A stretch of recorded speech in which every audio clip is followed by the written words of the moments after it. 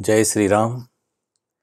महारुद्रजे मारुती रामदास, कली माजिते जाहले रामदास. जना उद्धराया पुन्हा प्राप्त होती, नमस्कार त्या ब्रह्मचैतन्य मूर्ती. सद्गुरुनाथ महाराज की जय.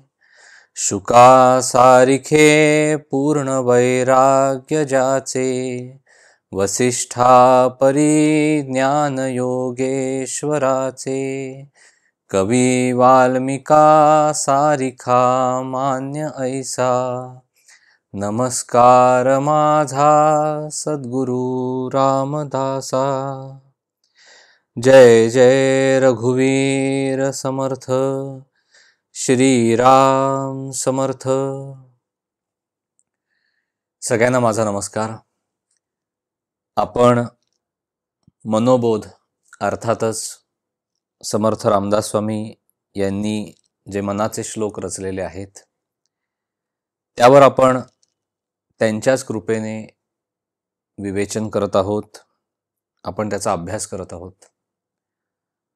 मागच्या श्लोकामध्ये शेवटच्या चरणात समर्थ माऊली आपल्याला काय सांगते की गमू पंथ अनंत या राघवाचा, म्हणजे अनंत अशा राघवापर्यंत म्हणजे परमेश्वरापर्यंत पोहोचण्याचा. तो परमेश्वर कसा आहे तर तो काळाच्या पलीकडे आहे, म्हणजे ज्याला आदी नाही अंत नाही अशी ती परमेश्वरीय शक्ती आहे जी त्रिगुणाच्याही अतीत आहे, गुणांच्या पलीकडे आहे, काळाच्या पलीकडे आहे.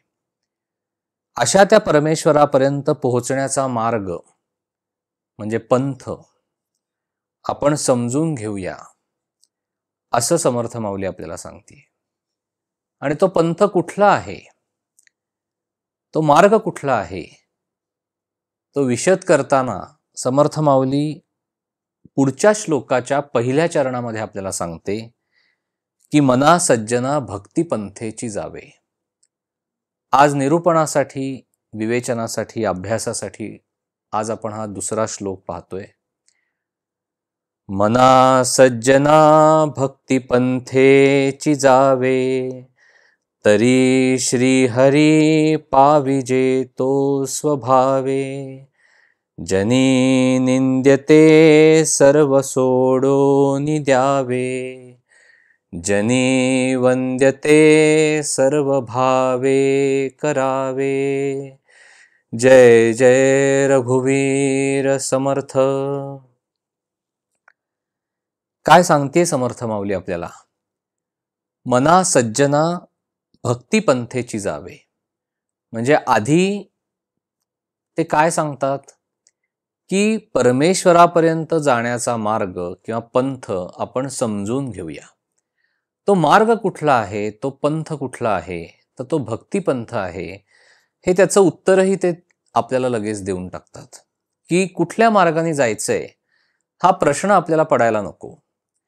म्हणजे सद्गुरु तत्वाला हे माहिती असतं की काय प्रश्न पडू शकतात, एखाद्या जीवाच्या मनामध्ये काय प्रश्न पडू शकतात. आणि त्या जीवाला जर खरंच स्वतःचं कल्याण साधायचं असेल आणि जर त्याने खरंच ठरवलं की हो आपल्याला परमेश्वरापर्यंत पोहोचायचं आहे, आपण त्याच्यापासून विलग होऊन आलो, आपल्यामध्ये त्याचाच ईश्वरी अंश आहे, तर आपण परत त्याच्यामध्येच मिसळून जाऊया. आणि हे जर करायचं असेल तर कुठल्या मार्गाने जावं त्याच्याकडे, तर त्याचं उत्तरही आपल्याला समर्थ देतात. आपण आधी पहिल्यांदा शब्दार्थ बघूया.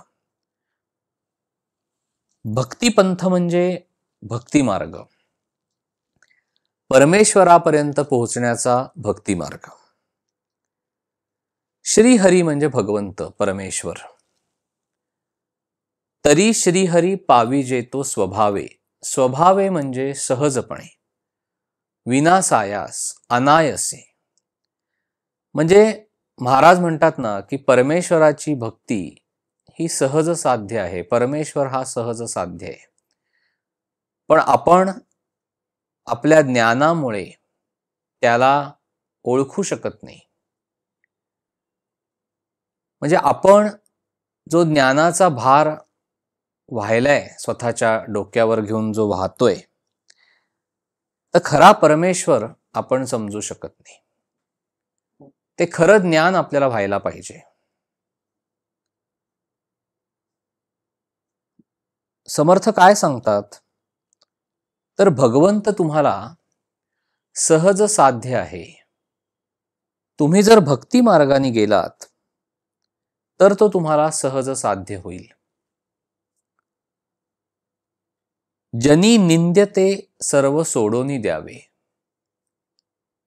निंद्य म्हणजे जी त्याज्य गोष्ट आहे, जी समाजाला विघातक अशी गोष्ट आहे, ती सोडून देणं. आणि जनी वंद्यते सर्व भावे करावे. वंद्य म्हणजे जगाला जे वंदनीय आहे, जे जगाला हितकारक आहे, जे सर्वांच्या हिताचं आहे, ते आपण अगदी मनापासून करावं. सर्व भावे म्हणजे अतिशय मनापासून करणे, उत्तम भाव मनामध्ये ठेवून करणं. आपण ह्याचा सरळ अर्थ बघूया. मनाला सज्जन असं म्हटलेलं आहे की हे सज्जन मना, तू परमेश्वराच्या प्राप्तीसाठी भक्ती मार्गाचं आचरण कर. तू भक्ती मार्गाने जा. पंथ म्हणजे मार्ग. तुला भगवंतापर्यंत पोहोचायचं असेल तर तू भक्ती मार्गाचा अवलंब कर, असं समर्थ आपल्याला सांगतात. त्याने काय घडून येईल, तर तुला विनासायास सहजपणे श्रीहरी म्हणजे भगवंत प्राप्त होईल. आणि पुढे ते काय आपल्याला उपदेश करतात की जगामध्ये जे त्याज्य आहे, जगामध्ये जे निंदनीय आहे, ते कर्म आपण सोडून दिलं पाहिजे. आणि जे उत्तम कर्म आहे, जे जगाला हितकारक आहे, जे वंदनीय असं आहे, ते आपण अत्यंत मनापासून केलं पाहिजे. हा या श्लोकाचा सरळ अर्थ आहे. आपण आता ह्याचा अभ्यास करूया, ह्याचं थोडंसं विवरण बघूया. जसं आपण मगाशी बघितलं की समर्थ माऊली पहिल्या श्लोकाच्या शेवटच्या चरणामध्ये असं सांगते की गमू पंथ अनंत या राघवाचा. म्हणजे जो आदी आणि अंताच्या पलीकडे असलेला परमात्मा आहे, त्याच्यापर्यंत जर तुम्हाला पोहोचायचं असेल तर तुम्ही तो मार्ग समजून घ्या, असं समर्थांनी सांगितलंय. आणि मनाला तो बोध आहे समर्थांनी दिलेला की हे सज्जन मना, तू भक्ती मार्गाचं आचरण कर. आता भगवंताकडे जाण्याचे प्रामुख्याने 4 मार्ग सांगितलेले आहेत. एक कर्म मार्ग आहे, एक ज्ञान मार्ग आहे, एक योग मार्ग आहे आणि एक भक्ती मार्ग आहे. कर्म मार्ग आचरत असताना बऱ्याचदा आपल्याला असं आढळतं की जे कर्म आपण करतोय ते उत्तम होतंय की नाही, ते शास्त्राप्रमाणे होतंय की नाही, या हिशोबामध्ये मन अडकून पडतं.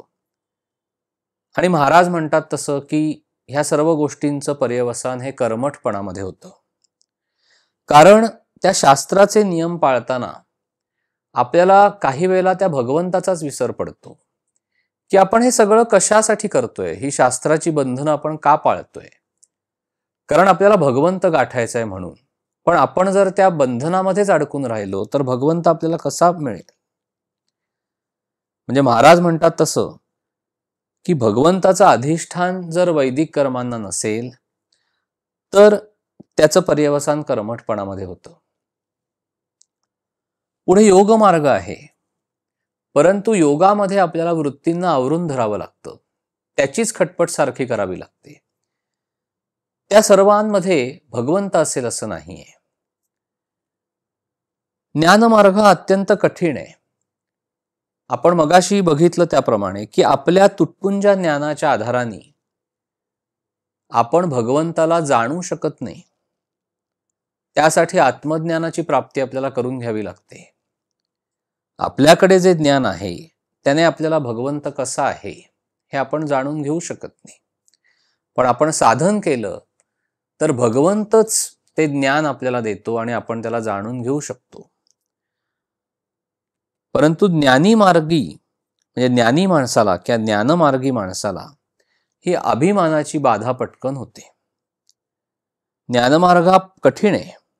ज्ञान संपादन करणं, त्यातून भगवंताला जाणून घेण्याचा प्रयत्न करणं, परंतु त्याच्यामध्ये अभिमान हा पटकन उत्पन्न होतो असं महाराजांचं सांगणं आहे. मग समर्थ माऊली आपल्याला काय सांगते की तुम्हाला जर भगवंत गाठायचा असेल, तुम्हाला जर भगवंताची प्राप्ती करून घ्यायची असेल, तर तुम्ही साधी सरळ सोपी भक्ती करा. सर्व साधनांचं सार हे भक्तीच्या साधनेमध्ये आहे, भक्ती मार्गामध्ये आहे. तुम्ही फक्त भक्ती मार्गाचं आचरण करा, भगवंत तुमच्या समोर येऊन उभा राहील. म्हणजे आपण जे भगवंताचं नाम घेतो ही नामस्मरण भक्ती आहे. त्या एका नामस्मरण भक्तीमध्ये सर्व भक्तींचा समावेश आहे. म्हणजे इतर साधनांनी पटकन साधल्यासारखं वाटतं, नामाने थोडा वेळ लागतो, पण जे साधतं ते कायमचं साधतं. आणि इतर मार्ग किंवा इतर मार्गाने जात असताना त्यामध्ये भगवंत असेलच असं नाहीये. म्हणजे एखादा कर्ममार्गी माणूस आपल्याला आढळतो जो भगवंतावर विश्वास ठेवत नाही. तो म्हणतो मी माझी कर्म उत्तम करतो, त्यामुळे तो मार्ग आचरण करत असताना, त्या मार्गाचं आचरण करत असताना भगवंत असेलच असं नाही. योगामध्ये सुद्धा आपल्याला वृत्ती आवरून धराव्या लागतात, तिथेही भगवंत असेलच असं नाहीये. त्यामुळे महाराज म्हणतात तसं ज्ञान, योग, कर्म ही सर्व भगवंता वाचून येऊ शकतील, पण भक्ती ही भगवंताशिवाय करता येईल का आपल्याला? तर नाही करता येणार. कारण जो भगवंतापासून विभक्त होत नाही तो भक्त. म्हणजे जो संयोग घडतो तो कोणामध्ये होतो? तर भगवंत आहे, त्याची भक्ती आहे, त्याची भक्ती करणारा भक्त आहे, आणि तो शेवटी भक्ती करता करता भगवंताशी एकरूप होतो. त्यामुळे भगवंता वाचून त्याची भक्ती करताच येणार नाही. म्हणजे बघा, संतांनी भक्ती मार्ग सांगताना पहिल्यांदा भगवंतालाच तुमच्यामध्ये आणून ठेवलेलं आहे. भगवंताला समोर आणून सगुण रूपामध्ये समोर आणून ठेवलंय की हा भगवंत आहे. तुम्ही संपूर्ण तुमचं मन त्याच्या पायावर, त्याच्या चरणावर चिकटवा. तुम्ही तुमच्या देहाला विसरून जा, पूर्ण सगुण भक्ती करा. तुम्हाला भगवंत भेटल्याशिवाय राहणार नाही. महाराजांचा राम हा तीनदा रडलेला आहे. म्हणजे ती शेवटी दगडाची मूर्ती राहिली का? त्यामध्ये पूर्ण सगुण तत्व जागृत झालं, पूर्ण परमेश्वरीय तत्व जागृत झालं. त्यामुळे संतांनी ज्या परमेश्वराची, ज्या मूर्तीची उपासना केलेली असते त्याचं तेज निराळच असतं. मग भगवंताची भक्ती करायचं म्हणजे नक्की काय करायचं? तर स्वतःला विसरून जायचं. आपल्याला शरणागत भावानी भगवंतापर्यंत पोहोचायला अभिमानाचा पडदा मध्ये येतो. आपल्याला मीपणाने मरून भगवंताकडे जावं लागतं, तर आपल्याला त्याची भक्ती करता येते. म्हणजे देवा, तू मला फार आवडतोस म्हणून मी तुझी भक्ती करतो. त्या देवाच्या, भगवंताच्या आठवणीने आपलं मन व्याकुळ होणं, आपल्या संपूर्ण शरीरावर अष्टसात्विक भाव जागृत होणं, रोमांच उभे राहणं, डोळ्यामध्ये अश्रू येणं, ह्या सर्व गोष्टी भक्ती मार्गाचं द्योतक आहेत.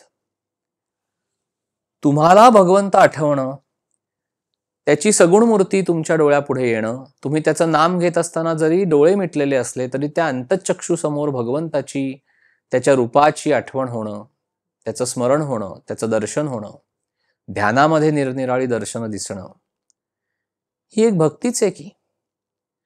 महाराज म्हणतात तसं की तुम्ही नाम घेत असताना तुम्हाला वेगळं काही करायची आवश्यकता नाही. त्या एका नामस्मरण भक्तीमध्ये सर्व भक्तींचा समावेश. म्हणजे बऱ्याचदा असं होतं की आपण परमेश्वरीय शक्तीच्या पुढे, परमेश्वराच्या सगुण रूपापुढे जेव्हा उभे राहतो त्यावेळेला अक्षरशः मनाचा बांध फुटतो अश्रूंचा पूर लोटतो, किंवा काही वेळेला आपण सद्गुरूंच्या समाधीच्या ठिकाणी जातो, अष्टसात्विक भाव जागृत होतात. म्हणजे समाधीचं दर्शन घेतलं, नुसतं त्यांच्या मूर्तीकडे पाहिलं, फोटो पुढे पाहिलं, तरी सुद्धा घळाघळा डोळ्यातनं अश्रू व्हायला लागतात.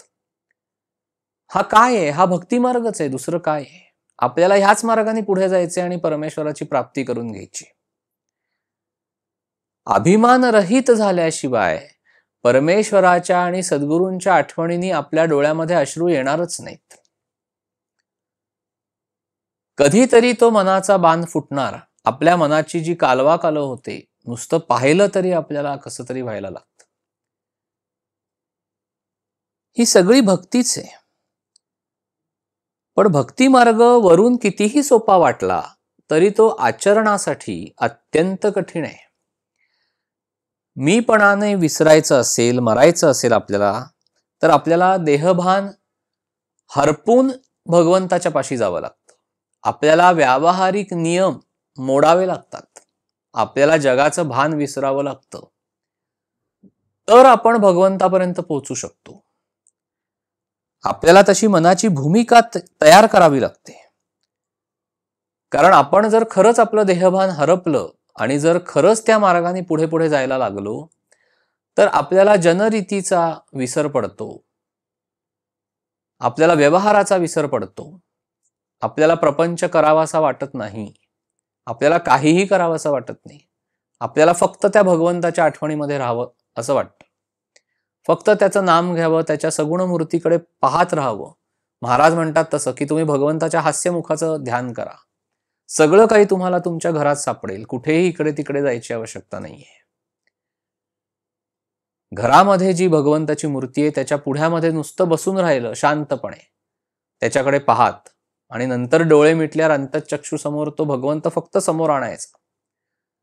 त्याला मनापासून आळवायचं. रडायला येतंय ना, रडा. लोक काय म्हणतील याचा विचार करू नका.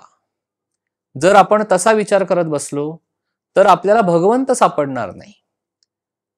कारण भगवंताला आपण काय देऊ शकतो? तर आपण जे अश्रूंच्या रूपाने वाहणारं सगळ्यात शुद्ध जे आहे ते जल आपण फक्त त्याला देतोय.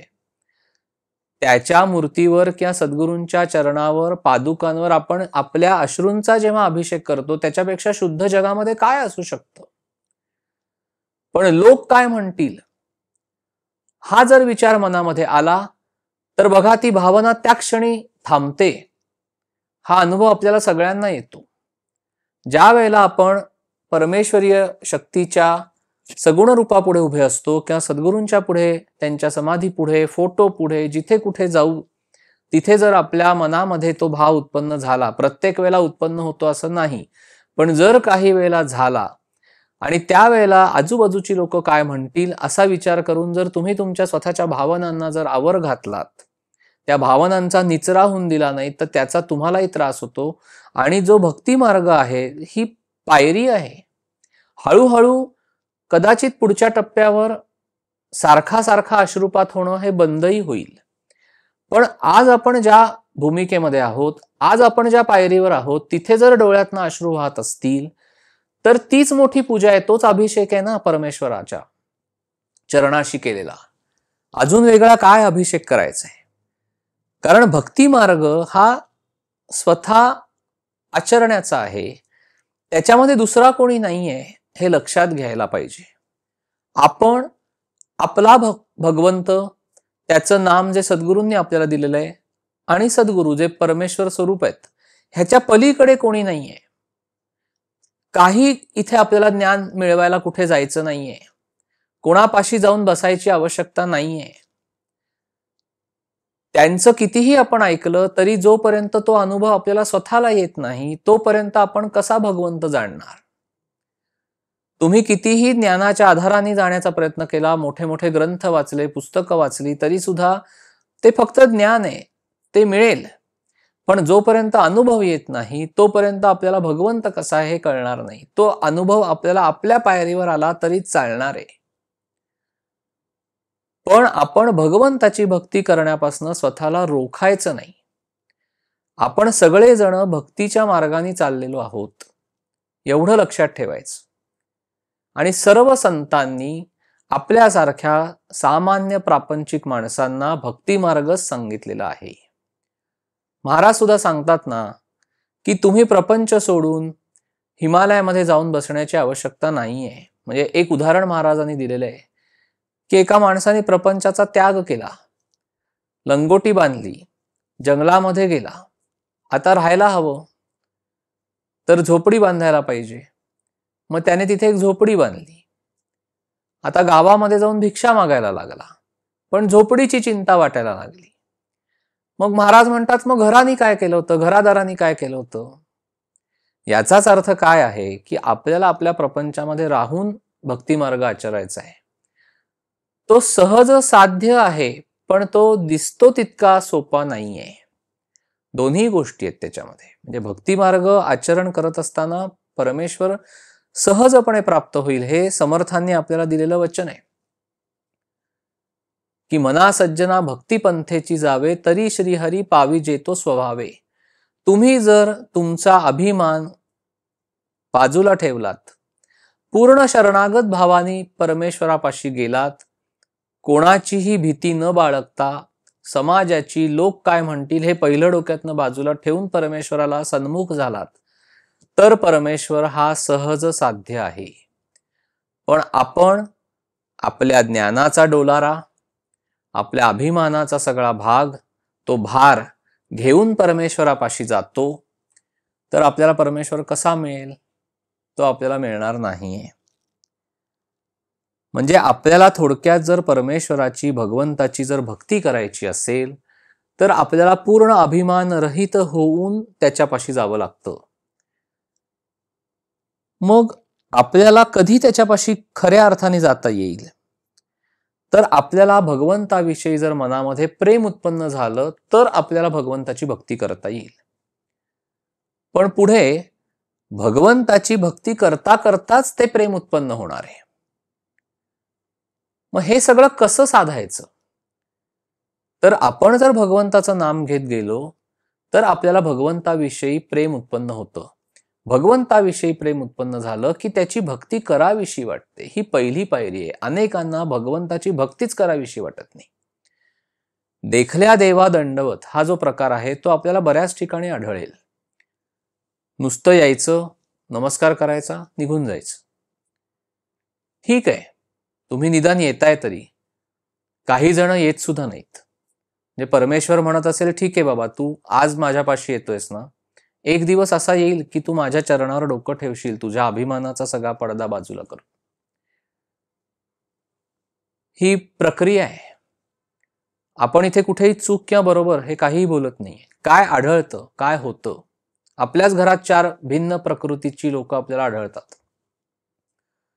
आपण अभ्यास करतोय. हा चूक बरोबर, चांगलं वाईट 2 मिनिटं बाजूला ठेवू आपण सगळं.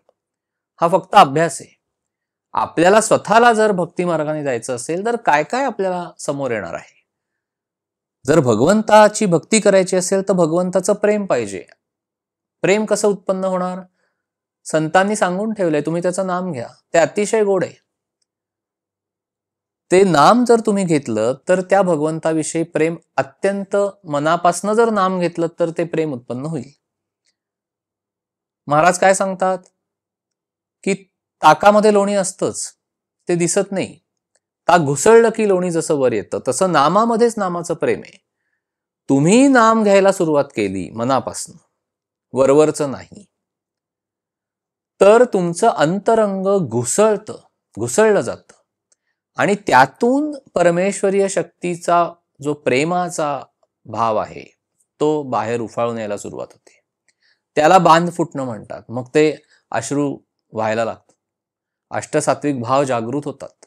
ह्या सगळ्या पायऱ्या आहेत, हे टप्पे आहेत. टाळू नका. जे घडतंय ना ते घडू दे. स्वतःला रोखू नका. आपल्याला त्या मार्गाने पुढे पुढे जायचंय तर श्रीहरी प्राप्त होणार आहे. मग भक्तीचे 9 प्रकार सांगितलेत. श्रवणम, कीर्तनम, विष्णुस्मरणम, पादसेवनम, अर्चनम, वंदनम, दास्यम, सख्यम आत्मनिवेदनम. म्हणजे सगळ्यात पहिली भक्ती कुठली सांगितली ती श्रवण भक्ती आहे. बघा, आपण जेव्हा काही चांगलं ऐकतो, आपल्या कानावर काही चांगलं भगवंताविषयीचं जर पडलं, तर आपल्या मनामध्ये अतिशय चांगला असा पवित्र सात्विक भाव जागृत होतो, पटकन जागृत होतो.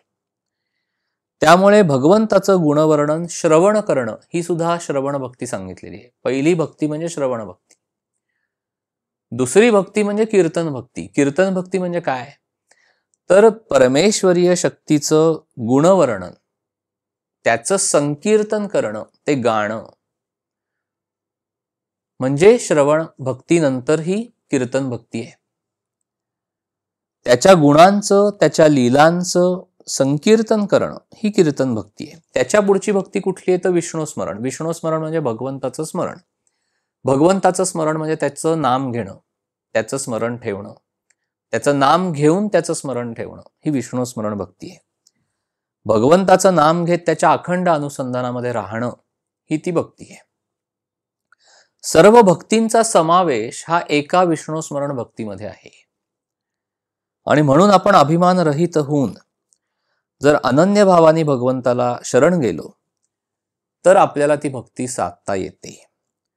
भक्ती आणि भगवंत आणि भक्त हे एकरूप होतात. नाम म्हणजे काय आहे? तर आपली वृत्ती आणि भगवंतांना जोडणारी साखळी आहे. म्हणजे नामाचं वृत्तीशी लग्न होऊन किंवा वृत्तीचं नामाशी लग्न होऊन ती जेव्हा भगवंतमय बनते तेव्हा त्याला भक्ती असं म्हणतात. म्हणजे ती नामरूप बनते. आपली जी वृत्ती आहे ती नामरूप बनते. पुढे काय, कुठली भक्ती सांगितलेली आहे? तर पादसेवन भक्ती सांगितली आहे. म्हणजे काया वाचा मनानी भगवंताच्या चरणाची, भगवंत स्वरूप असलेल्या सद्गुरूंच्या चरणाची सेवा करणं ही पादसेवन भक्ती आहे. आपण पहा, त्यांच्या चरणावर आपलं डोकं टेकवतो. जे काही आहे ते त्यांच्या चरणामध्ये आहे. भरताने सुद्धा प्रभू रामचंद्रांकडून त्यांच्या पादुका मागून घेतल्या, त्या गादीवर ठेवल्या आणि त्यांना साक्षी ठेवून त्याने 14 वर्ष राज्यकारभार चालवलेला आहे. त्यामुळे भरताची भक्ती ही अपूर्व अशी आहे.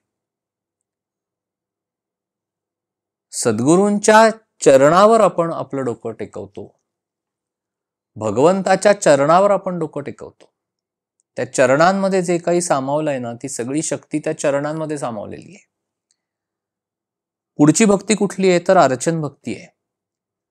की परमेश्वराच्या सगुण मूर्तीची पूजा करणं ही ती अर्चन भक्ती आहे. म्हणजे परमेश्वर हा मुळात निर्गुण निराकार आहे, पण आपल्यासारख्या सामान्य माणसांना त्याचं ते निर्गुण निराकार रूप हे लक्षात येत नाही. मग तो संपूर्ण ब्रह्मांडामध्ये चैतन्य स्वरूपाने भरून राहिलेला आहे. तो गुणाच्या पलीकडे आहे, तो काळाच्या पलीकडे आहे, तो आदि अंताच्या पलीकडे आहे. हे सगळं ज्ञान आहे, पण जाणणार कसं? मग संतांनी ते जाणलं. त्यांनी अतिशय तपश्चर्या करून परमेश्वराच्या निर्गुण निराकार अशा त्या सगळ्या गोष्टींना सगुण साकार रूप दिलं. म्हणजे ऋषीमुनींना किंवा सिद्ध योग्यांना जे परमेश्वरांनी प्रत्यक्ष दर्शन दिलेलं आहे, ते सगुण दर्शन जे संतांना झालेलं आहे, ते सगळं त्यांनी वर्णन करून ठेवलं. आणि पुढे भगवंताच्या सगुण अशा उपासनेची तिथे ती सुरुवात आहे. आणि ते सगुण रूप ज्याला साकार म्हणतो आपण, ते जेव्हा म्हणजे भगवंतानी अवतार सुद्धा धारण केले दुष्टांच्या निर्दालनासाठी, सज्जनांच्या रक्षणासाठी. ह्याचाच अर्थ काय आहे की सगुण रूप धारण केलं भगवंतानी. तो आहे निर्गुण, पण तो सगुणामध्ये आला. मग एकदा सगुणामध्ये आला म्हटल्यानंतर त्याची सगुण उपासना करत करत त्याच्यापर्यंत पोहोचायचंय. म्हणजे महाराज म्हणतात तसं, जोपर्यंत तुम्ही स्वतः सगुणामध्ये आहात, तुमचा देव सुद्धा तुम्हाला सगुणामध्ये पाहिजे. म्हणजे आपल्याला डोंगराच्या पलीकडे गाव आहे हे माहिती आहे, पण डोंगर चढून गेल्याशिवाय जसं पलीकडचं गाव दिसत नाही, तसं सगुण भक्ती केल्याशिवाय निर्गुण तत्वाची ओळख होऊ शकत नाही. आणि दुसरी गोष्ट पहा, की तुम्ही भगवंताची किंवा त्याच्या मूर्तीची पूजा करत असताना स्वतःला विसरून जाता, हीच मोठी समाधी आहे ना. अजून वेगळं काय साधायचंय? तुम्ही जर स्वतःच्या देहाला विसरलात, तुम्ही तेवढ्या काळासाठी का होईना, कालावधीसाठी का होईना, पण जर स्वतःला विसरून गेलात, प्रापंचिक गोष्टींना विसरून गेलात, तुम्ही पूर्णपणे मनाने रममाण झालात त्याच्या उपासनेमध्ये, तर तुम्हाला वेगळं काय साधायचंय? मनुष्य स्वतःच्या देहाला विसरला की तीच समाधी आहे, असं महाराजांनी सांगितलेलं आहे. त्यामुळे आपण भगवंताच्या सगुण मूर्तीची पूजा करताना स्वतःचं देहभान हरपून, जेव्हा तुम्ही भगवंताच्या सगुणाची पूजा करता, सगुण मूर्तीची पूजा करता, त्याच्या त्या संपूर्ण त्याच्या रूपाचं ध्यान करता, तुम्ही स्वतःला विसरून जाता. तीच निर्गुण भक्ती आहे ना. म्हणजे सगुणातूनच निर्गुण साधायचंय. सगळ्या संतांचा जर विचार केला तर प्रत्येकाचं उपास्य दैवत आहे. आज ज्ञानेश्वर माऊली, तुकाराम महाराज सगळ्यांच्या पालख्या पंढरपुरापर्यंत पोचतात. कोणासाठी? त्या विठुरायाला डोळे भरून पाहण्यासाठी. समर्थ रामदास स्वामींनी सुद्धा रामाला आणि हनुमंताला आपलं दैवत मानलं. अनेक ठिकाणी त्यांची स्थापना केलेली आहे. महाराजांनी सुद्धा अनेक ठिकाणी रामाची मंदिरं स्थापन केली, रामाची मूर्ती स्थापन केलेली आहे. म्हणजे नामस्मरण हा मार्ग महाराजांनी जरूर सांगितला, पण त्याचबरोबर त्यांनी सगुण उपासनेला तितकंच महत्व दिलेलं आहे, सगळ्याच संतांनी दिलेलं आहे. त्यामुळे आपलं काय होतं, बऱ्याचदा आपण नामस्मरण भक्तीमध्ये जेव्हा असतो आणि नाम घेता घेता आपल्याला अशी एक अवस्था येते की देहाची कुठली हालचाल करावीशी वाटत नाही, शांत डोळे मिटून बसावं. अनेक लोक हातामध्ये जपाची माळही घेत नाहीत, त्यांचा भाग म्हणून, की ते असं म्हणतात की आम्ही शांतपणे डोळे मिटून बसतो, ध्यान करतो, भगवंताला आठवतो. म्हणजे काय आहे की हळूहळू आपण थोडेसे सगुण उपासनेपासून बाजूला जातो. पण सगळ्या संतांची चरित्र एकदा नीट अभ्यासून पाहायला पाहिजेत. सगळ्या संतांची. त्यांनी सगुणोपासनेचा परमोच्च बिंदू गाठलेला आहे, कळस केलेला आहे सगुणोपासनेचा. त्यामुळे आपल्याला सगुणोपासनेला कमी लेखण्याची आवश्यकता नाही आहे. सगळ्या संतांची चरित्र वाचून काढा. प्रत्येकाचं उपास्य दैवत आहे. रामकृष्ण परमहंसांनी कालीमातेची उपासना केलेली आहे. कालीमातेनी प्रत्यक्ष दर्शन दिलेलं आहे त्यांना. सगळ्या संतांच्या चरित्रांमध्ये आपल्याला हे आढळेल की त्यांनी अतिशय मनापासनं सगुण मूर्तीची उपासना केलेली आहे आणि त्यांना परमेश्वराचं दर्शनही झालेलं आहे. आपण त्याच मार्गाने जायचंय.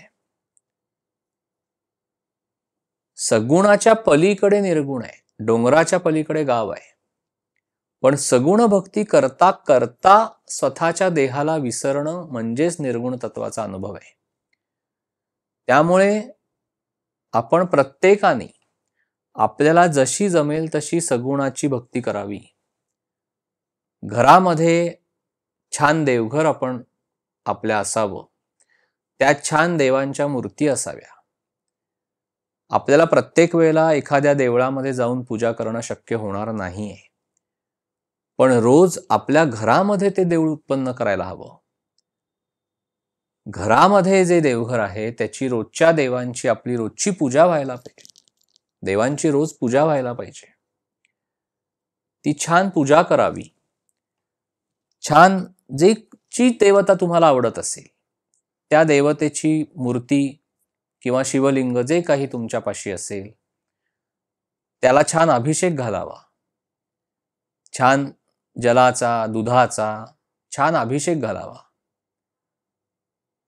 ती मूर्ती छान स्वच्छ पुसून घ्यावी, त्याला गंध लावावं, त्याला छान सुवासिक फुलं घालावी, आरास करावी, त्याला धूप, दीप, नैवेद्य सगळं काही दाखवावं. सगळे सगुणाचे उपचार करावेत. बघा, त्या मूर्तीवर तेज वाढायला लागतं. तुम्हाला त्या मूर्तीपुढे बसून किंवा त्या फोटो पुढे बसूनच साधन करायचंय. साधन निर्गुण तत्वाकडेच जाणार आहे, पण सगुणातून निर्गुण हे पक्क ध्यानात ठेवायचं.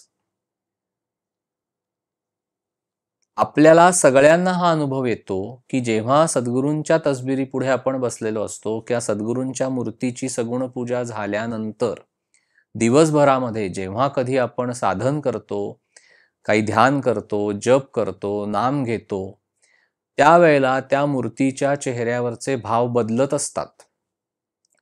आपल्याकडनं वागायला काही चुकलं तर स्वामींच्या चेहऱ्यावरचे भाव बदलतात.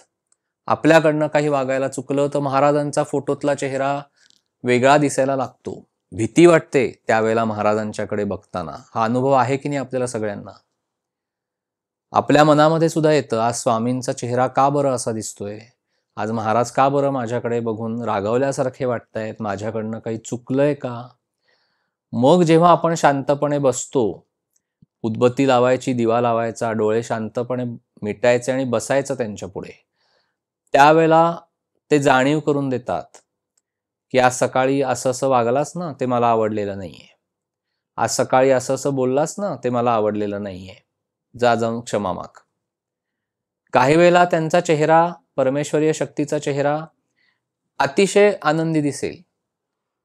मग तुम्ही रामाची मूर्ती त्याचं पूजन करत असाल, कृष्णाच्या मूर्तीचं करत असाल, ज्या कुठल्या दत्त महाराजांच्या मूर्तीचं, चेहऱ्यावरचे भाव बदलत राहतात. हा अनुभव घ्यायचा, हा मिळतो अनुभव. तो मला का मिळत नाहीये म्हणून वाट पाहायची गरज नाहीये. तुमचा भाव जसा जसा शुद्ध होत जाईल ना, तसं अंतरंग जसं शुद्ध होत जाईल तसा भगवंत हृदयामध्ये प्रकट होत जाईल. आपल्याला थोडंसं थांबायला लागतं. उतावळेपणा करून चालत नाही. आणि दुसऱ्याच्या अनुभवाबरोबर तुलना सुद्धा करू नका. आणि स्वतःला अजिबात कमी लेखायचं नाही. भक्त म्हणून भगवंताला सगळेजण सारखेच असतात. सद्गुरूंना सगळेजण सारखेच असतात. त्याच्यामुळे अगदी जीव तोडून मनापासून अर्चन भक्ती करा. घरातली लोक कितीही म्हणाली, किती वेळ देवापुढे बसणार आहात पूजा करत, व्यवहार करायचा नाही का? तो करायचाच आहे 24 तास. पण थोडा तरी वेळ आपल्या घरामध्ये आपण सगळ्यांनी मिळून दिला पाहिजे. तेवढा वेळ अर्चन भक्ती आहे. मग पुढे वंदन भक्ती आहे की परमेश्वराला अतिशय मनापासून नमस्कार करायचा. ही वंदन भक्ती आहे. त्याच्या पुढे कुठली भक्ती सांगितली आहे तर दास्य भक्ती सांगितलेली आहे. दास्य भक्ती मारुतीरायांनी केली पहा. रामाच्या पायापाशी बसून राहिलाय मारुती. दास्य भावानी मारुतीराय राहिलेले आहेत. म्हणजे ते स्वतः कितीही पराक्रमी असले, ते स्वतः कितीही परमेश्वरीय तत्वच होतं ते, पण रामापुढे ते दास म्हणून राहिलेले. दास्य भक्ती मारुतीरायांनी केली आहे. त्यांचा आदर्श आपण ठेवायचा. समर्थ सुद्धा स्वतःला रामदास म्हणजे रामाचे दास म्हणून घेत असत. ब्रह्मचैतन्य महाराज सुद्धा स्वतःला दीनदास असं म्हणून घेत असत. त्यांच्या अभंगामध्ये आहे ना की दीनदास सांगे निका, राम नाम स्वामी शिक्का. त्यांनी दास म्हणून घेतलंय स्वतः. ही दास्य भक्ती आहे. शरणागत झाल्याशिवाय सद्गुरूंच्या पाशी आपल्याला दास्य भक्ती करता येणार नाहीये. परमेश्वराच्या चरणाशी पूर्ण शरण गेल्याशिवाय आपल्याला परमेश्वराची दास्य भावानी भक्ती करता येणार नाही. आपण जेव्हा दास म्हणू स्वतःला तेव्हा तो मालक होतो. परमेश्वर हा मालक होतो. सद्गुरू हे आपले मालक होतात. मग मालक सांगेल तसं नोकराला वागायला लागतं ना. ती भावना पाहिजे आपल्या मनामध्ये, की महाराजांनी काय सांगितलंय, समर्थांनी काय सांगितलंय, परमेश्वरीय तत्वानी काय सांगितलंय, हे आपल्याला सतत त्याचं जागृत पाहिजे तो भाव. म्हणजे आपल्या हातनं चुकीचं कर्म घडणार नाही. आणि ज्या ज्या वेळेला ते घडेल, ते भगवंताचं विस्मरण झालं कीच घडतं. पुन्हा जायचं, क्षमा मागायची, त्यांना प्रार्थना करायची. असा हा भक्ती मार्ग आहे. हा आपल्याला एकट्यानेच आचरायचा आहे. मना सज्जना भक्ती पंथेची जावे, ह्या एका चरणामध्ये समर्थांनी सगळं काही सांगितलेलं आहे. असं करत करत जेव्हा आपण, म्हणजे तो नवविधा भक्तीचा सोपान आहे, शिडी येते, एक एक पायरी चढत चढत जायचंय. म्हणजे श्रवण झालं, कीर्तन झालं, विष्णू स्मरण झालं, पादसेवन भक्ती झाली, अर्चन भक्ती झाली, वंदन भक्ती झाली, दास्य भक्ती झाली. मग कुठली भक्ती तुमच्या आयुष्यामध्ये प्रवेश करणार आहे? तर सख्य भक्ती. म्हणजे जेव्हा सर्व भक्ती करत करत जाल, त्यावेळेला आपल्या मनामध्ये भगवंत हा माझा सखा आहे, मित्र आहे, अशी भावना उत्पन्न होते. आणि तशीच भावना भगवंताच्या मनामध्ये सुद्धा आपल्याविषयी उत्पन्न होते, की नाही, हा माझा सखा आहे, हा माझा भक्त, म्हणजे हा माझा मित्र आहे, जणू काही सखा आहे. सख्य भक्ती म्हणजे अर्जुनाची आणि श्रीकृष्णाची जशी होती, किंवा श्रीकृष्णाची आणि सुदाम्याची सख्य भक्ती, तर ती सख्य भक्ती उदयाला येते. आणि सख्य भक्ती उदयाला आल्यानंतर जी सगळ्यात शेवटच्या टप्प्यावर जी भक्ती उदय पावते, ती म्हणजे आत्मनिवेदन भक्ती आहे. आत्मनिवेदन म्हणजे आत्मसमर्पण. आपण स्वतःला समर्पित करतो त्या परमेश्वरीय शक्ती पुढे, आपण स्वतःला समर्पित करतो. आपण मनामध्ये, म्हणजे आपण आपले स्वतःचे म्हणून उरतच नाही. म्हणजे हा अनुभव आपल्याला अतिशय वेगळ्या भावात येतो. म्हणजे तिथे तो अनुभव आपण घेतोय हे सुद्धा आपल्याला लक्षात येत नाही. तीही आत्मनिवेदन भक्ती आहे. कारण तुम्ही स्वतःचं देहभान हरपलेलं आहे. तुम्हाला भगवंताचा जो अनुभव येणार आहे, समर्पणाचा अनुभव, तो तुम्ही शब्दात पण सांगू शकणार नाही. म्हणजे अशा पद्धतीने एक एक भक्तीची पायरी आपण चढत चढत जातो आणि शेवटी समर्पित होतो भगवंताला. मग काय वेगळं उरतं? काहीच उरत नाही. म्हणजे काय वेगळं उरतं? शेवटी साधायचं काय आहे? तर भगवंताच्या चरणाशी आपला संपूर्ण भाव, शरणागत भाव तिथे जमा होणं, आपण देहाला विसरणं, आपण देहभान हरपणं त्याची भक्ती करता करता, आणि शेवटी आपल्यामध्ये असलेलं चैतन्य हे परमेश्वराच्या कडे विलीन होणं, ब्रह्मांडामध्ये जी चैतन्य शक्ती भरून राहिलेली आहे त्यामध्ये ते मिसळून जाणं, पुन्हा कधीही जन्माला न येण्यासाठी, हा त्या भक्तीचा परमोच्च क्षण आहे. म्हणजे इथे आपली वृत्ती ही पूर्णपणे भगवंतमय होते. पहा, म्हणजे महाराज म्हणतात तसं की हा जो नवविधा भक्तीचा जो क्रम आहे तो सुद्धा सृष्टीला धरूनच आहे. म्हणजे पहिल्यांदा छोट्या मुलाच्या कानावर काहीतरी पडतं, मग तो बोलायला लागतो, मग हळूहळू पुढच्या पायऱ्या आहेत. म्हणजे भक्तीमध्ये ज्ञानाचा कुठलाही अहंकार नाही, भक्तीमध्ये कुठलाही ज्ञानाचा डोलारा नाही, भार नाही. जे काही आहे ते आत्मज्ञान त्याला आतूनच प्राप्त झालेलं असतं, ते बाहेरनं प्राप्त करून घ्यायचं नसतं.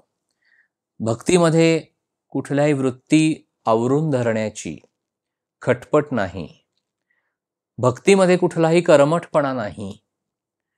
जिथे जिथे भक्तीत कर्मठपणा येत असेल तर ती भक्ती नाहीये. भक्तीमध्ये समर्पण भाव आहे. फक्त मला आत्ता वाटलं हे मी भगवंतासाठी करावं, मी करून मोकळा झालो. मला माहिती नाही त्याला शास्त्रात काय म्हणतात, कर्म बरोबर झालं की नाही मला माहिती नाही, पण मी भक्तीच्या मार्गाने चाललेलो आहे. एवढा भाव मनामध्ये राहिला तर भगवंत समोरून उभा राहील. म्हणजे जेवढी आपण भगवंताची भक्ती करत जाऊ तेवढी आपली देहबुद्धी कमी होत जाते. जो विषय वासना विकारांचा जो सगळा खेळ मनाच्या अंतर्गत पातळीवर चाललेला आहे तो हळूहळू शांत होत जातो. भक्त स्वतःला विसरतो, स्वतःच्या देहाला विसरतो, तो भगवंताशी एकरूप होतो. शबरीने ही अशी भक्ती केलेली आहे. आपण जर सगळी उदाहरणं पाहिली तर हे सगळे जण भक्ती मार्गाने भगवंताला प्राप्त करून त्यांनी घेतलेले आहे. आणि म्हणून महाराज म्हणतात की तुम्ही भरपूर नाम घ्या. जेवढं तुम्ही नाम घ्याल तेवढं भगवंताविषयीचं प्रेम आपल्या मनामध्ये उत्पन्न होईल. जेवढं भगवंताच्या विषयी प्रेम आपल्या मनात उत्पन्न होईल तेवढी आपल्याला सहजतेने त्याची भक्ती करता येईल आणि त्याची प्राप्ती होईल. आपल्याला कितीही असं वाटलं तरी घडण्यासाठी मर्यादा येतात. म्हणजे भगवंताची भक्ती करावीशी वाटतीये पण घडत नाही. नामस्मरण करावंसं वाटतंय पण होत नाहीये. हा अनुभव आपल्याला सगळ्यांना येतो. सोपं नाहीये भगवंतापाशी इतकं जाणं. आपण कितीही म्हटलं तरी त्यांची इच्छा असल्याशिवाय, सद्गुरु तत्वाची इच्छा असल्याशिवाय आणि परमेश्वराची इच्छा असल्याशिवाय तुम्ही त्याच्यापाशी बसू सुद्धा शकत नाही. म्हणजे महाराज म्हणतात तसं की भगवंताचं नाम हे भगवंताच्या कृपेनीच आपल्या मुखामध्ये येतं.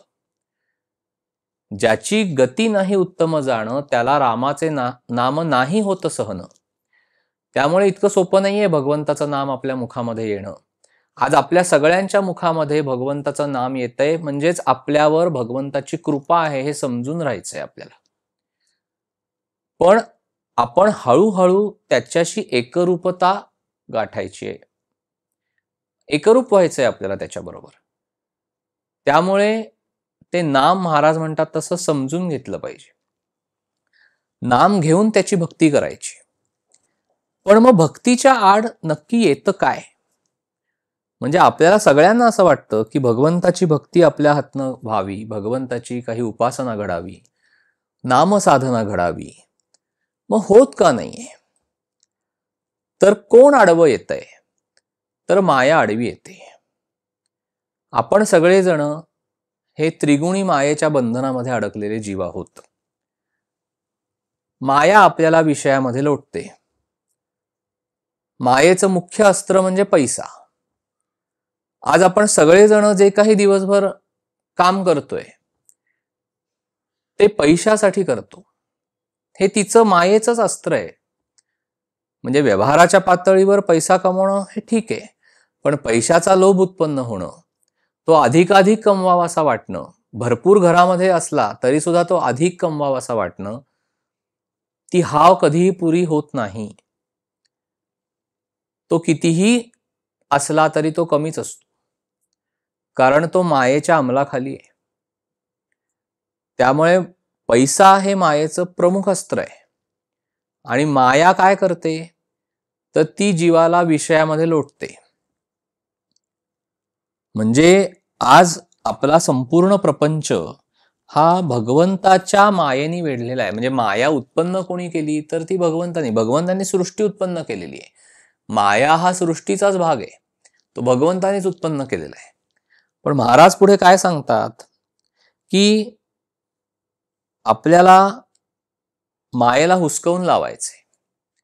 म्हणजे भक्ती करायची आहे ना आपल्याला, मायेला हुसकवून लावायचे. म्हणजे एखाद्या इसमाला जर आपण सांगितलं की तू ये पण तुझी सावली आणू नकोस, तर तसं करता येईल का त्याला? तसं करता येणार नाही. त्यामुळे माया ही राहणारच आहे. मग मायेच्या तावडीतून आपण सुटायचं कसं? तर भगवंताची भक्ती करून. ती कशी करायची? तर त्याचं नाम घेऊन. म्हणजे भगवंताची जर भक्ती केली, म्हणजे आपण जर भगवंताचं होऊन राहिलो तर मायेचं निरसन होतं. माया आपल्याला विषयामध्ये लोटते, पण विषयातून आपल्याला शेवटी दुःखच पदरात पडतं. हा आपल्याला प्रत्येक वेळेला आलेला अनुभव आहे की विषयाचं आमिष दाखवून माया चटकन निघून जाते. ती तुम्हाला विषयामध्ये गुंतवते आणि निघून जाते. तुम्ही तिथे गुंतून राहता. आपली आसक्ती आपण विषयामध्ये कालवतो. विषय आपल्याला सुख देऊ शकत नाही हे माहिती असून सुद्धा आपण आपली आसक्ती त्याच्यामध्ये कालवतो आणि शेवटी आपल्या पदरामध्ये दुःखच पडतं. म्हणजे आहे त्या परिस्थितीमध्ये जीवाला चैन पडत नाही, म्हणजे हे मायेचं सगळं काम आहे, हे मायेचं लक्षण आहे. मग मायेला जर बाजूला करायची झाल्यास आपण भक्तीची कास धरायला पाहिजे. महाराजांनी फार सुंदर उदाहरण दिलेलं आहे. काय महाराज सांगतात की भक्ती आणि माया ह्या दोघीही भगवंताच्याच पासून उत्पन्न झालेल्या आहेत, म्हणजे ह्या दोघी भगवंताच्या स्त्रिया आहेत. पण त्या भगवंताच्या स्त्रिया असल्या कारणाने त्या दोघी सवती आहेत. आता दोघी सवती एका घरामध्ये नांदत नाहीत, हा आपला अनुभव आहे. त्यामुळे जर मायेला हुसकावून लावायची असेल तर आपण भगवंताची भक्ती करायची. आपण जेवढी भक्ती करत जाऊ तेवढी ती मायेला हुसकावून लावते, आणि मायेचं वर्चस्व नाहीसं झालं की भक्ती मार्गाने आपल्याला श्रीहरीची प्राप्ती होते, जे समर्थ माऊलींनी आपल्याला सांगितलंय. तरी श्रीहरी पाविजे तो स्वभावे. म्हणून आपल्यावर जर मायेने विषयास्त्र सोडलं तर आपण भगवंताच्या नामाचं अस्त्र मायेवर सोडायचं, म्हणजे ती निष्प्रभ होते आणि तिला काहीही करता येत नाही.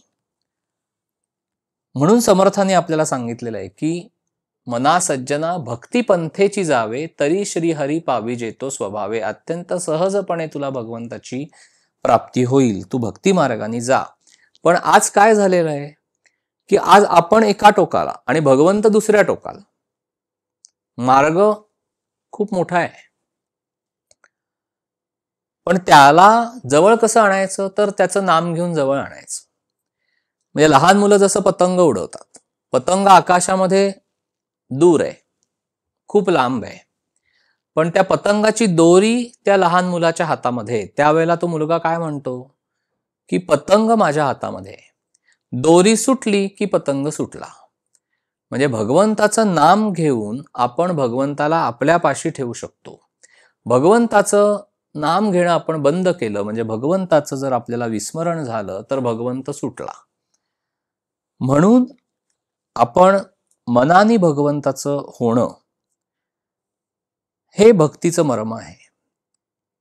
म्हणून आपण मनाने भगवंत त्याचं स्मरण ठेवायचं सतत, म्हणजे आपल्याला भगवंत प्राप्त होईल. म्हणजे परमेश्वराचा अंश हा प्रत्येक प्राणीमात्राच्या ठिकाणी आहे, पण त्याची अधोगती कशी होत जाते ते आपण पाहूया. सर्वप्रथम मनुष्य असा म्हणतो की मी म्हणजे जीव हा परमेश्वरच आहे. तिथून तो घसरून खाली येतो आणि तो म्हणतो की मी त्याचा आहे, म्हणजे मी वेगळा आणि परमेश्वर वेगळा. पहिल्यांदा तो म्हणत असतो की मी आणि परमेश्वर एकच आहोत. मग तो पुढच्या अधोगतीच्या पायरीवर येऊन म्हणतो की मी आणि तो भिन्न आहोत. आणि अजून त्याची अधोगती अशी होते की तो म्हणायला सुरुवात करतो की माझा आणि परमेश्वराचा काहीही संबंध नाहीये. मी परमेश्वरच मानत नाही, त्याचा आणि माझा काही संबंध नाही. आता जर आपल्याला भगवंताची प्राप्ती करून घ्यायची असेल तर ज्या मार्गाने जीव भगवंतापासून विलग होऊन खाली उतरत आला त्याच मार्गाने आपल्याला वर चढायचे. त्यामुळे आपल्याला सर्वप्रथम परमेश्वरीय शक्तीच्या अस्तित्वाविषयी मनामध्ये कुठेतरी एक खूण बांधावी लागते. मग त्याचं नाम घेता घेता त्याची भक्ती करता करता आपल्याला हे मनामध्ये जाणून घ्यावं लागतं की अरे मी त्याचा आहे आणि तो माझा आहे. म्हणजे आपण एक पायरी पुढे आलो. आणि मग ह्या भक्तीचं जे काही फळ आपल्याला प्राप्त होतं, म्हणजे परमोच्च अवस्था जी प्राप्त होते ती अशी होते की मी आणि परमेश्वर एकच आहे, भिन्न नाही. म्हणजे द्वैतातून अद्वैत साधणं हे भक्तीचं मर्म आहे. म्हणजे खरं तर आपण देहाला सत्यत्व देतो. आपण स्वतः देह नाही हे आपल्याला माहिती असतं, पण तरीही आपण देहबुद्धीने राहतो, देहबुद्धीने वागतो. कारण अभिमान पूर्णपणे नष्ट झाल्याशिवाय आणि देहबुद्धी गळून पडल्याशिवाय आपल्याला भगवंताची प्राप्ती होणार नाही. पण आपण स्वतःलाच देह समजतो. आपल्याला कधी खरं कळतं ते जेव्हा आपल्यापैकी कोणी जर आपले स्नेही वारले आणि आपण त्यांच्या अंत्यदर्शनाला ज्यावेळेला जातो त्यावेळेला आपण काय म्हणतो की आमचे स्नेही गेले, पण त्यांचा देह तिथेच समोर ठेवलेला असतो. ह्याचाच अर्थ काय गेलं, तर त्या देहामधलं चैतन्य ब्रह्मांडामध्ये परत निघून गेलं. जिथून ते आलेलं होतं देहात, तिथून देह सोडला आणि निघून गेलं. आता आपल्याला त्याचा बरोबर खरा अर्थ कळलेला असतो की मी म्हणजे देहातलं जे चैतन्य आहे ते म्हणजे मी देह नाही. पण संपूर्ण आयुष्य जगत असताना आपण मी स्वतः देह आहे असं मानून राहतो. मग देहबुद्धी वाढत जाते. अभिमानाचा फणा डोकं वर काढत राहतो. शरणागतीचा भाव आपल्याला आणता येत नाही. मग परमेश्वर आपल्याला कसा साध्य होणार? भक्ती मार्ग आचरत असताना सर्वप्रथम स्वतःला विसरावं लागतं. स्वतःच्या देहाला विसरावं लागतं. देहाच्या जाणीवेतनं पलीकडे यावं लागतं आणि मग भगवंत साध्य होतो. पुढच्या चरणांमध्ये समर्थ माऊली आपल्याला काय सांगते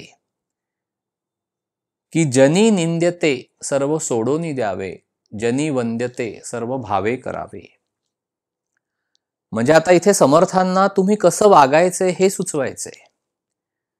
जे निंद्य आहे, जे निंदनीय आहे, जे त्याज्य आहे त्याचा तुम्ही त्याग करा, ते सोडून द्या. आणि जे वंदनीय आहे, जगाला हितकारक आहे, जगाच्या कल्याणासाठी आहे, ते तुम्ही देहानी करा, ते तुम्ही करा. म्हणजे मन आणि देह परस्पर संबंध इथे बघा. पहिलं सांगितलंय मनाला की तू भक्तिपंथाचं आचरण कर आणि परमेश्वराला प्राप्त करून घे. हे करत असताना देहानी कसा राहा, देहानी कसा वाग, तर जे चांगलं आहे, जे उपकारक आहे, जे हितकारक आहे, जे जगाच्या कल्याणासाठी आहे, जे वंदनीय आहे ते तू कर. आणि जे त्याज्य आहे, जे चांगलं नाहीये कर्म, जे वाईट कर्म आहे ते तू सोडून दे. पुन्हा आपण महाराजांच्या तत्वज्ञानाकडे येऊया. म्हणजे ह्या संपूर्ण प्रवासामध्ये, मनोबोधाच्या ह्या संपूर्ण प्रवासामध्ये आपण समर्थांचं तत्वज्ञान आणि श्री ब्रह्मचैतन्य महाराज गोंदवलेकर यांचं तत्वज्ञान सांगड घालणार आहोत. समर्थ माऊलींनी काय सांगितलं आणि आपल्या महाराजांनी काय सांगितलं, आपल्या समर्थांनी काय सांगितलं, महाराजांनी काय सांगितलं, दोन्हीची आपल्याला सांगड घालायची. दोघांच्याही तत्वज्ञानाची सांगड घालायची. जनी निंद्यते सर्व सोडून द्यावे, जनी वंद्यते सर्व भावे करावे. हेच महाराज पुढे सांगतात की सदाचरण हा परमार्थाचा पाया आहे. प्रत्येकाला दोन कर्तव्य आहेत. एक मीचं कर्तव्य आणि माझेपणाचं कर्तव्य. मी म्हणजे देह नाही, मी म्हणजे परमेश्वरीय शक्तीचा अंश आहे. मग मीपणाचं कर्तव्य काय आहे, तर परमेश्वराची उपासना करत त्याला प्राप्त करून घेणं हे मीचं कर्तव्य आहे. पण आज मी देहामध्ये आहे, म्हणजे परमेश्वरीय शक्तीने, त्या चैतन्याने देह धारण केलेला आहे. मग देहाच्या अनुषंगाने माझेपणाचं जे कर्तव्य येतं, त्या सर्व कर्तव्याला सुद्धा आपण पूर्णपणे सामोरं गेलं पाहिजे. आपण कर्तव्य चुकवून चालणार नाही. म्हणून सर्व संतांचा जो कटाक्ष आहे की तुम्ही तुमची प्रापंचिक कर्तव्य उत्तम पद्धतीने पार पाडा.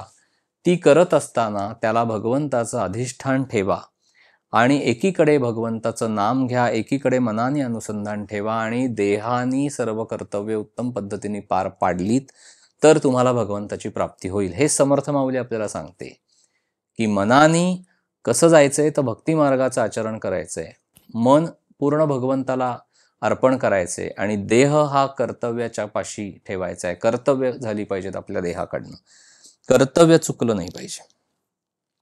त्यामुळे जे चुकीचं कर्म आहे, म्हणजे मिथ्या भाषण असेल, दुसऱ्याचा द्वेष करणं असेल, दुसऱ्याला काही चुकीचं वर्तन दुसऱ्याविषयी करणं असेल, हे सगळं आपण सोडून दिलं पाहिजे. अनाचार सोडून दिला पाहिजे.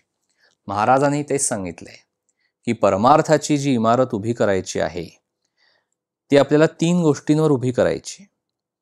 एक म्हणजे आपल्याला परनिंदा करायची नाही. परनिंदेला विष्ठा समजून त्याग करा असं सांगितलेलं आहे.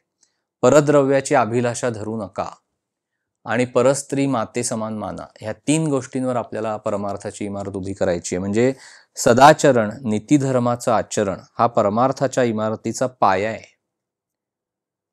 म्हणजे जे काही वागायचे आपलं आचरण हे शुद्ध पाहिजे.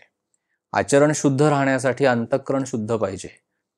अंतःकरण शुद्ध होण्यासाठी भगवंताचं स्मरण पाहिजे.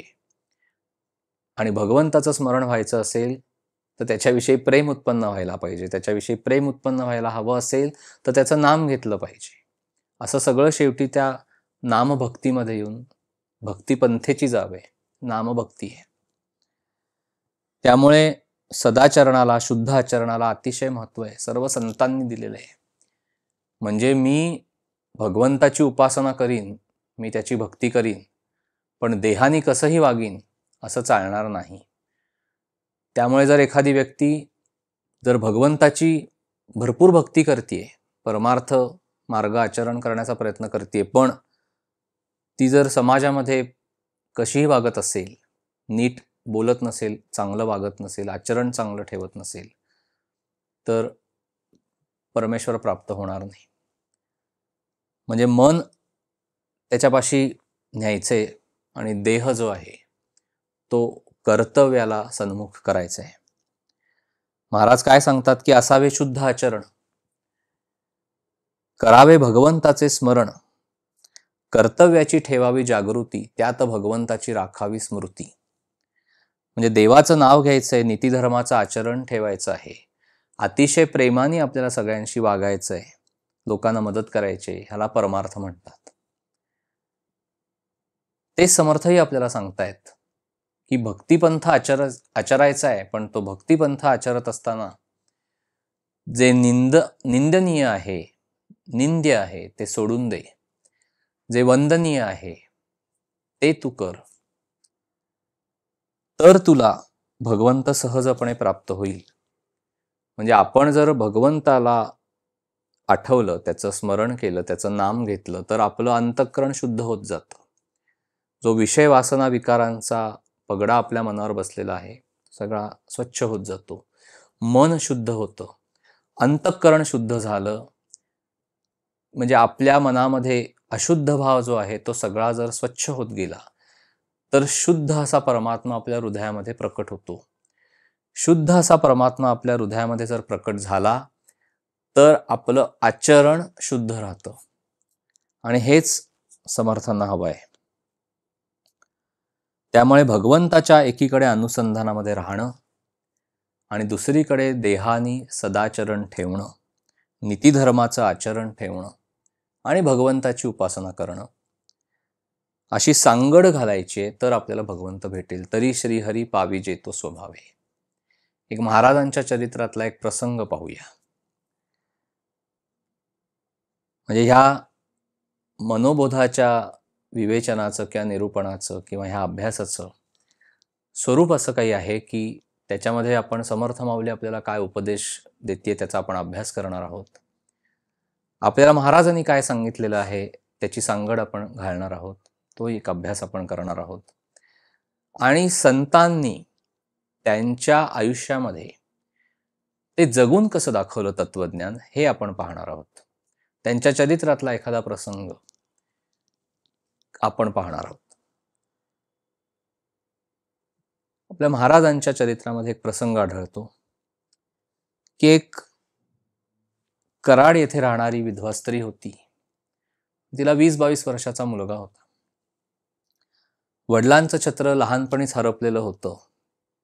त्याच्यामुळे तो मुलगा जसा जसा मोठा झाला त्याला धाक नाही वडिलांचा. आईला तो जुमानेसा झाला, तो जुमानत नव्हता आणि तो पुढे व्यसनी बनला. त्याला कोणाचा धाक राहीना. त्याला परस्त्री गमनाचा नादही लागला. तो अत्यंत छळू लागला त्याच्या आईला. आणि शेवटी ती स्त्री ही महाराजांच्याकडे मुलाला घेऊन आली आणि महाराजांच्या पायावर मुलाला घालून स्त्रींना त्या बाईंनी सांगितलं की तुम्ही आता ह्याला सांभाळा. महाराज म्हणाले की बाळा तू माझ्यापाशी राहा. ज्या ज्या वेळेला तुला इच्छा अनावर होईल त्या त्या वेळेला तू रामाच्या पाशी येऊन तू थांब. तू रामापाशी येऊन बस, माझ्यापाशी येऊन बस. असं म्हणून तो मुलगा महाराजांच्या जवळ राहू लागला. काही दिवस मध्ये चांगले गेले. एक दिवस एकादशीच्या दिवशी महाराज रात्री रामापुढे उभं राहून भजन करत होते. तो मुलगा भजनाला थोडा वेळ होता आणि नंतर तो इच्छा अनावर झाल्यामुळे तो भजनातून उठून बाहेर निघून गेला. काही काळाने भजन थांबलं. श्रींच्या लक्षात आलं की हा मुलगा जागेवर नाहीये. आणि महाराजांची अशी सवय होती की रात्री सगळी मंडळी निजानीज झाल्यानंतर महाराज हातामध्ये मशाल घेऊन सगळीकडे फिरून येत असत. कोण काय करतंय, कोण काय करतंय, कोणाच्या चेहऱ्यावर काय भाव आहेत, निद्रेतनं हे लक्षात येत असे महाराजांच्या. तर महाराज बाहेर पडले त्या मुलाला शोधायला. शोधता शोधता महाराजांना तो एका स्त्री बरोबर सापडला. झोपलेल्या अवस्थेमध्ये होता. महाराजांना अतिशय वाईट वाटलं. संताचं जे हृदय असतं ना, ते अतिशय पवित्र असल्या कारणामुळे महाराजांना वाईट वाटलं. महाराज म्हणाले की त्यांचा जीव हळहळला. त्यांनी त्यांच्या अंगावरची कफनी काढली आणि ती त्या मुलाला पांघरली. महाराज निघून आले. सकाळी त्या मुलाला जाग आली आणि अंगावर महाराजांची कफनी पाहून त्याचं अंतःकरण पिळवटून गेलं. त्याला अतिशय त्याच्या कृत्याची लाज वाटली. तो तडक उठला. त्याने स्नान केलं. तीच कफनी पुन्हा घातली अंगावर आणि महाराजांच्या पाशी येऊन सकाळी उभा राहिला. जप करत उभा राहिला. मान खाली घालून उभा राहिला महाराजांच्या पाशी. महाराजांनी त्याच्याकडे अतिशय प्रेमाने पाहिलं. त्याला सांगितलं, बाळ, तू आता हे सगळं सोडून दे. जनी निंद्यते सर्व सोडून द्यावे. तू आता हे सगळं सोडून दे. तू भक्ती मार्गाचं आचरण कर. तू आता गिरनार पर्वतावर जा आणि 12 वर्ष तू तपश्चर्या कर. तू नाम घे, नामस्मरण कर. तू तप कर गिरनार पर्वतावर जाऊन, असं महाराजांनी त्याला उपदेश केला. महाराजांनी उपदेश केल्याप्रमाणे तो मुलगा गिरनार पर्वतावर गेला आणि त्याने 12 वर्ष तपश्चर्या करून त्याने भगवंताची प्राप्ती करून घेतली. पुढे काशी यात्रेच्या वेळेस महाराजांना तो काशीला येऊन भेटला आणि पुन्हा निघून गेला. म्हणजे थोडक्यात काय की जनी निंद्यते सर्व सोडून द्यावे, हा जो उपदेश केलेला आहे महाराजांच्या चरित्रामधला आपण हा प्रसंग आज पाहिला. की पुढे तो मुलगा त्याने हे सगळं सोडून दिलं. भगवंताची अतिशय मनापासून उपासना केली. 12 वर्ष गिरनार पर्वतावर राहून तपश्चर्या केली आणि भगवंताला प्राप्त करून घेतलं.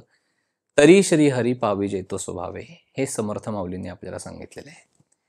आणि आज ह्या श्लोकातून आपल्याला हेच शिकायचं आहे की आपण भक्ती मार्गाचं आचरण करायचं आहे. भक्ती पंथाने जायचं आहे. देहाने आपल्याला सदाचरण ठेवायचं आहे, नीतिधर्माचं आचरण ठेवायचं आहे आणि मनाने भगवंताचं अनुसंधान ठेवायचं आहे. जर आपण अशा पद्धतीने गेलो आणि असा जर आपण भक्ती मार्ग आचरला तर आपल्याला भगवंताची प्राप्ती होईल, आपल्याला श्रीहरीची प्राप्ती होईल. हेच समर्थ माऊलींचं आपल्याला सांगणं आहे. जय श्रीराम. जय जय रघुवीर समर्थ.